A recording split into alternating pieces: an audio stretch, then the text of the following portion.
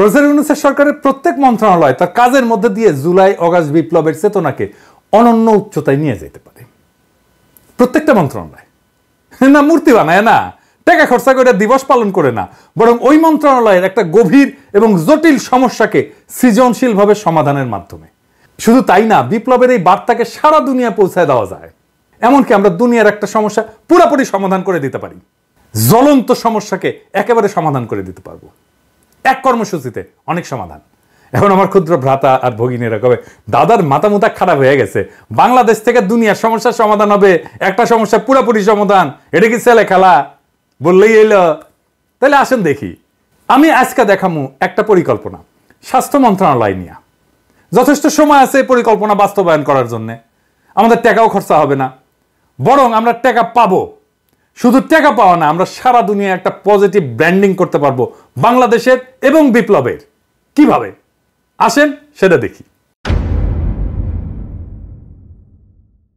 বিশ্ব স্বাস্থ্য সংস্থা বলে আমাদের সারা বছর 8 লক্ষ ইউনিট রক্তের দরকার হয়, এবং তারা বলে যে গুড প্র্যাকটিস হচ্ছে যে 70% রক্ত যেটা দরকার সেটা আত্মীয় স্বজনদের মধ্যে থেকে নেওয়াটা ভালো, এটা পরামর্শ দেয় বিশ্ব স্বাস্থ্য সংস্থাই। আর বাকিটা ভলান্টারি ব্লাড ডোনেশন থেকে সংগ্রহ করা হয় সারা দুনিয়াতেই। তার মানে 2.5 থেকে 3 লাখ ইউনিট ভলান্টারি ডোনেশন থেকে জোগাড় করতে হয় বাংলাদেশে। মেডিকেল ছাত্রদের সংগঠন আছে সন্ধানী, এই কাজটা করে। আবার বিশ্ব স্বাস্থ্য সংস্থায় বাংলাদেশ প্রসঙ্গে জানাচ্ছে যে একটা সুসংগঠিত রক্ত সঞ্চালন ব্যবস্থা বাংলাদেশে তৈরি হয় নাই। এটা আমার কথা না, বিশ্ব স্বাস্থ্য সংস্থার কথা। তাইলে আমরা একটা জাতীয় সমস্যার কথা জানলাম, এইটার সমাধান কিভাবে বিপ্লবের সাথে মিলায় আমরা করতে পারি। আমাদের কপাল ভালো, আমাদের রক্তের যা দরকার তা আমরা পাই, দেশের মধ্যে থেকেই পাই, আমাদের আমদানি টামদানি করতে হয় না। কিন্তু দুনিয়ার কি অবস্থা? সারা দুনিয়ায় রক্তের চাহিদা 30 কোটি ইউনিটের একটু বেশি, সাপ্লাই কত? 27 কোটি ইউনিট।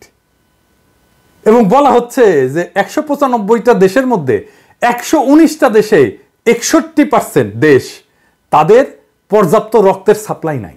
এই দেশগুলো কোনগুলো? এগুলো দরিদ্র দেশ। এবং এই রক্তের দরকার পড়ে কাদের? শিশুদের এবং মায়েদের, গর্ভবতী মায়েদের।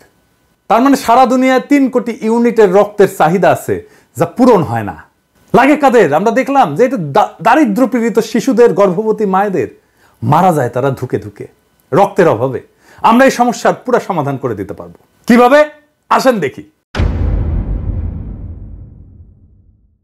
আমরা আগামী 16 জুলাই বেলা 3টা, যেই মুহূর্তে আবু সাইদ শহীদ হয়েছিল, সেই মুহূর্ত থেকে 5ই আগস্ট বেলা 11টা পর্যন্ত যখন হাসিনা পলাইলো, সেই মুহূর্ত পর্যন্ত সারা দেশে রক্তদান কর্মসূচি চালাবো।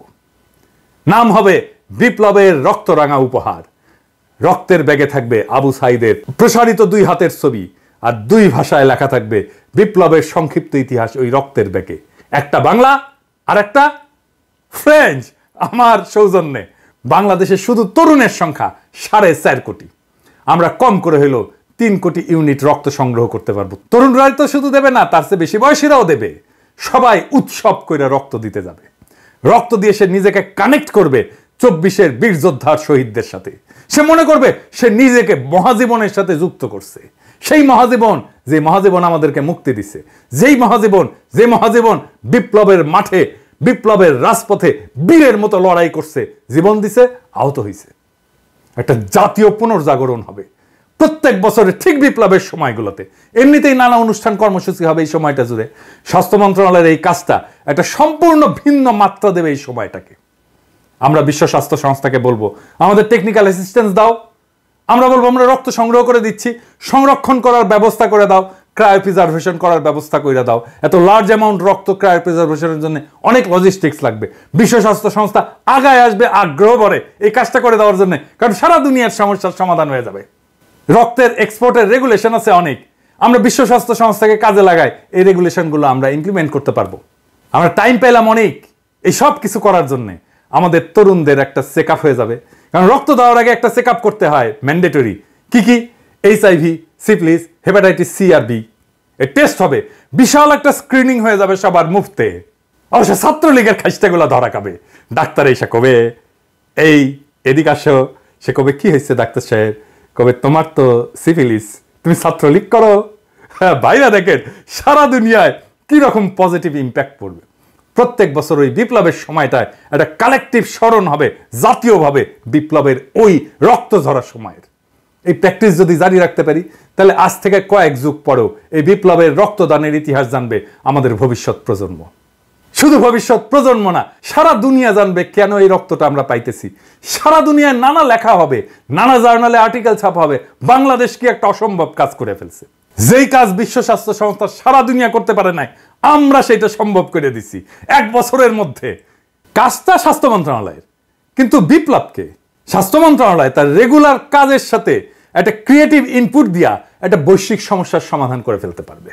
সারা দুনিয়াতে বাংলাদেশের পজিটিভ ব্র্যান্ডিং করতে পারবেন স্বাস্থ্যক্ষেত্রে। শুধু স্বাস্থ্যক্ষেত্রে না, সারা দুনিয়ায় ছড়ায় যাবে। এটা পত্রিকায় ফিচার লেখা হবে। সারা দুনিয়ার একটা বড় সমস্যার সমাধান করে দিতে পারলে সেটা নিয়ে পত্রিকায়, সারা দুনিয়ার আন্তর্জাতিক পত্রিকায় ফিচার লেখা হবে। সব মন্ত্রণালয় এরকম ক্রিয়েটিভ কাজ করা যায়। এই কাজটা যত ক্রিয়েটিভই হোক না কেন, এটা স্বাস্থ্য মন্ত্রণালয় করবে? আমার অনুমান করবে না। 2টা কারণে। যে কোনো ক্রিয়েটিভ পরিকল্পনা তাকেই করতে হয় যে মন্ত্রণালয়কে লিড করে। স্বপ্ন দেখতে হয় লিডারকে, প্যাশন নিয়ে তার ড্রিমকে রিয়ালাইজ করতে হয় তাকেই, লিডারকে। করতে পারলে এই পরিকল্পনা বাস্তবায়ন করলে ভালো, আমি তো খুশি, আপনারাও খুশি। না করলেও অসুবিধা নাই। আমার ক্ষুদ্র ভ্রাতা আর ভগিনীরা দেখলো, ওইটাই আমার লাভ। তারা শিখলো আউট অফ দ্য বক্স চিন্তা কইরা কিভাবে দারুণ সব পরিকল্পনা করা যায়। আমার ক্ষুদ্র ভ্রাতা আর ভগিনীদের মধ্যে কেউ কেউ যখন ভবিষ্যৎ বাংলাদেশের কাণ্ডারি হবে, সেই দিন তারা হয়তো আমার এই আজকের এপিসোডের কথা স্মরণ কইরা দারুণ দারুণ সব পরিকল্পনা করবে। সেই দিন হয়তো আমি থাকবো না, কিন্তু ওই পরিকল্পনার মধ্যেই থাকবে আমার আজকের চিন্তা। ওইটাই আমার অমরত্ব, ওইটাই আমার কালেকটিভ মেমোরিতে বেঁচে থাকা। আমার আজকের ভিডিও আজকের স্বাস্থ্য মন্ত্রণালয়ের জন্য না, আসলে আজকের ভিডিওটা আজকের সেই তরুণদের জন্য যাদের মধ্যে থেকে আসবে আমাদের আগামী দিনের স্বপ্নের সেই রাজকুমার, যারা আমাদের মতো শুধু নিষ্ফল স্বপ্নই দেখবে না, যাদের সেটাকে বাস্তব করার হিম্মত থাকবে। ইনকিলাব জিন্দাবাদ।